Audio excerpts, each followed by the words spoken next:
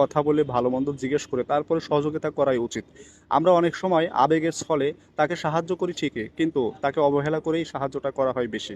ভাইটি এবং বোনটি দুজনে রাস্তা দিয়ে হেঁটে যাচ্ছিল। পাশে বসা ছিল একজন অসহায় মেয়ে। সেই ছোট্ট বাচ্চাটি বসে থাকার কারণে মেয়েটি কিছু টাকা তার পকেট থেকে ফেলে দেয়। আর এই ফেলে দেওয়া দেখে সাথে থাকা ভাইটি খুব রেগে গেল।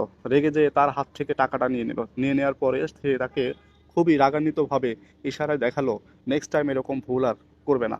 তারপর সেই টাকাগুলো নিয়ে যেয়ে সে একটি ভাইয়ের কাছে গেল।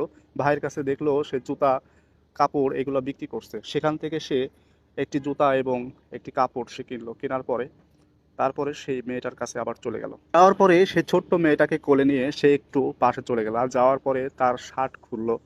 তারপরে যে শার্টটা সে কিনে নিয়ে আসছে সেই শার্টটা সুন্দর করে পরিয়ে দিল নিজ হাতে।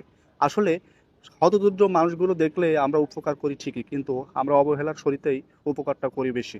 কিন্তু আমরা যদি নিঃস্বার্থভাবে কারোর উপকার করার দরকার হয় তাহলে আমরা কিন্তু এইভাবে উপকারটা করতে পারি। যাই হোক, ভাইটি শার্টটি পরিয়ে দিল। দেওয়ার পরে সে জুতাটা সে নিজ হাতে সুন্দর করে পরিয়ে দিল। আর পরিয়ে দেওয়ার পরে সে দেখতে পেলো যে আসলে কেমন লাগছে। তারপর সে দেখতে পেলো অনেক সুন্দর লাগছে।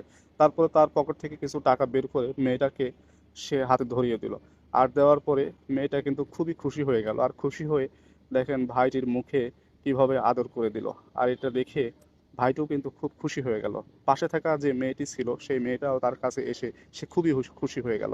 আসলে সে বুঝতে পেরেছে আমার টাকাটা এইভাবে দেওয়া উচিত হয় না।